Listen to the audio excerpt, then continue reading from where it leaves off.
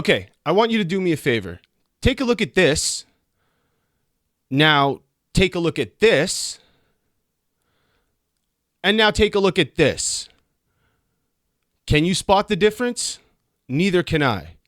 I don't know how we let it happen, but sports games have become the most laziest predatory genre in the entire video game industry.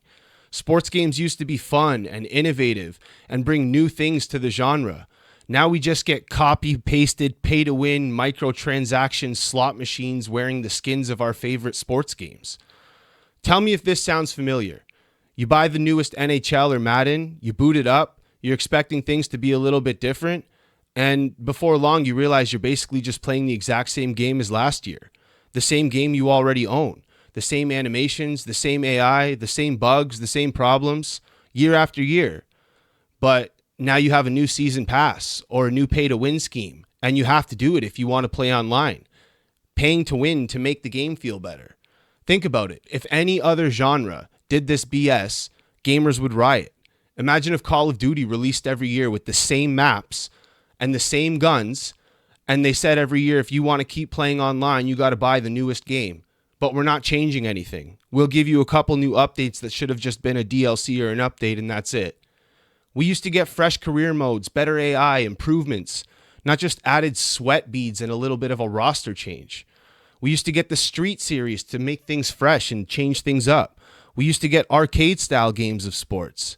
Let's be honest. If you've played Madden or NHL 2020, or anything before that, and then you go to play the NHL 2025, they're the exact same game. If you've bought Madden 2018 or NHL 2018, then you've already played Madden 2025 and NHL 2025. You just haven't paid for them yet. That's honestly it. Every year, sports games promise something new. New graphics, new AI, a revamped career mode, a game-changing engine. But almost every year, it's the same damn game. The trailers released use big buzzwords like next-gen movement, dynamic AI, revolutionary career mode. Then you actually play the game and realize everything feels and looks the same.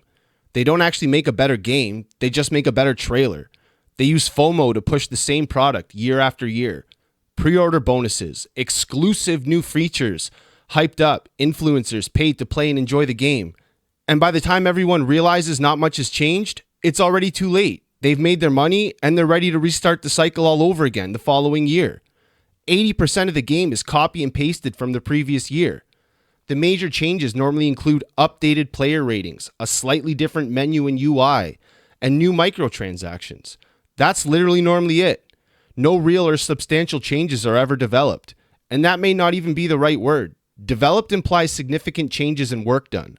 What's happening here is closer to a reskinned re-release. Playing sports games yearly is like a yearly subscription service, except when factoring in all the added purchases, it's almost more expensive.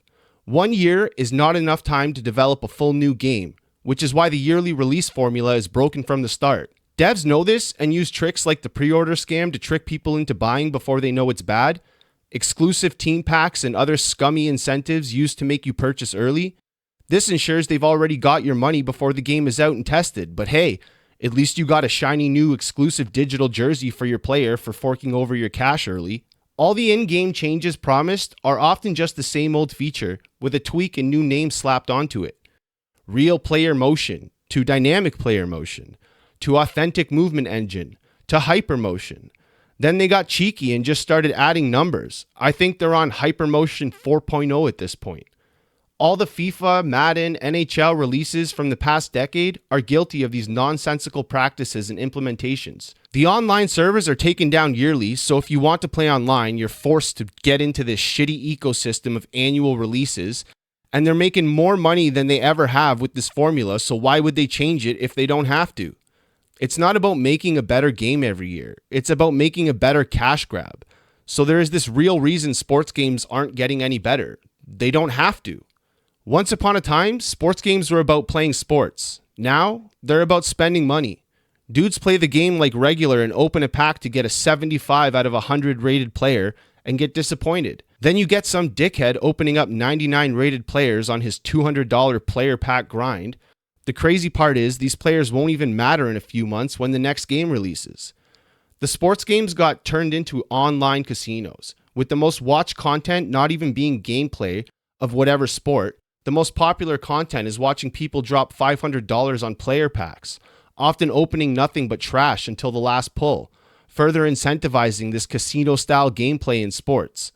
And I don't use the word casino lightly. EA was reported to have made over $200 billion from just FIFA alone in 2024. Billions and billions made on live service revenue every year, with a large majority of it coming from the online casino portions of the games. This goes to show it's not just a few whales spending like crazy. No, this is the system working exactly as designed. There used to exist a time where you could just unlock players and features by playing the game. Now you either grind for months and months or you pull out your credit card. This forced grind and spending really sounds crazy when you realize you have to repeat the process every year if you want to keep up with the online or multiplayer portions of the games. Not to mention they purposely make progression super slow to help push these pay-to-win microtransactions. And as I mentioned before, you're not even really purchasing these players, as every year servers are wiped for the new game, so you're forced to spend money to rent these players all over again, forcing you to start over every single year. These ways of managing franchises would not work in any other genre within the video game industry, and yet we allow it to keep happening within the sports games. The innovation used to be there. Much of it came down to multiple released games within the year and not always needing a yearly title. We used to get a variety of options, but EA's monopolization of the genre destroyed competition, and that's what leads to the same recycled games every year. Games like NFL Street, FIFA Street, NBA Street, SSX, and lots more. Creative, flashy, over-the-top sports games. There was options and innovation. Not just with your basic team sports games either. Games like SSX Tricky or even games like Tony Hawk's Pro Skater are a testament to the amount of variety and creative juices that used to flow within the genre. They got rid of the innovation of sports games, stopped making any extreme sports games, bought the exclusive rights to all the major sports leagues, became hyper-focused on realism instead of fun, and proceeded, for lack of a better word, to ruin an entire genre of video games. EA is focused on funding, not fun. Greed, not gameplay. Money, not moving the genre forward. Or coming up with anything new or different. Sports licensing is so expensive too that you can't forget some indie or smaller studio trying to set things right just wouldn't happen. It would be so sweet to see these exclusive licensing deals end. Bring back arcade-style sports games. Stop with the heavy-handed microtransactions. But as long as EA has a hold on the genre, these things won't happen. 2K hasn't done much to separate themselves from the same systems and practices, so it seems like for now, we're stuck in a loop. Something to consider is development time. Can you make a brand new game with enough changes to make it fresh enough to justify releasing a new copy every year, within 1 year? The answer is no. The solution would be either stop slapping a year on the end of the title and take some more time in between releases. Instead of forcing people to purchase a new game yearly, you could just sell a yearly expansion with some added features and roster changes, charge a fair price so you still get that money from additional transactions and additions every year, but players get to actually hold on to their players and purchases for more than a few months. This adds value to the DLC for players, funding for the company, but most importantly, additional development time to actually work on real changes and actual new titles.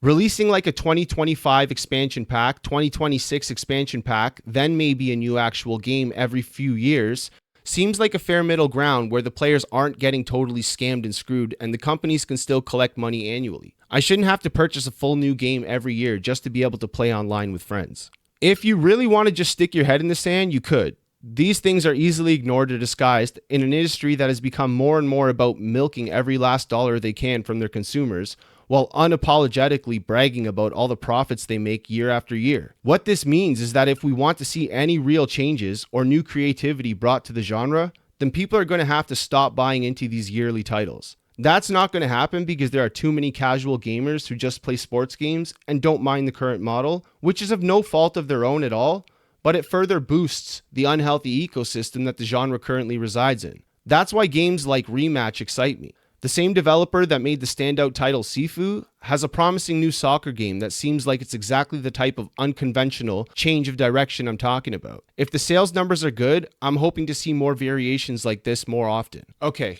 now I'm not saying we need to change everything completely or that there hasn't been some good changes within the sports genres or that if you just like to play sports games and you do buy into these annual releases, that there's anything wrong with that. You do you. Whatever you do to make yourself enjoy your video games, that's what you should do. But I'm just saying that this whole genre is literally monopolized and broken, and there needs to be some changes made. If you could bring back the Street Series to pull in some of the players that you've lost throughout the years, like me, who throughout all the microtransactions and just same year after year bullshit have kind of fallen off of playing the sports games, I check in on them and it's just the same thing still. So credit where credit's due. There has been some positive changes made. I know the new college football game that came out is supposed to be pretty good.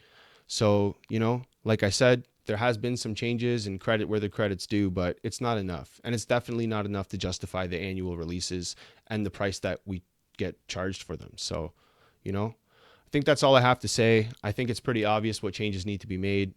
I think it's just like the rest of the video game industry. You push enough on your player, and eventually they'll start to push back. So I guess it's just a matter of time, and we'll see where it goes from there. All right. I guess that's all I got to say on this topic. I really appreciate you guys watching me. Thank you for listening, and I'm out.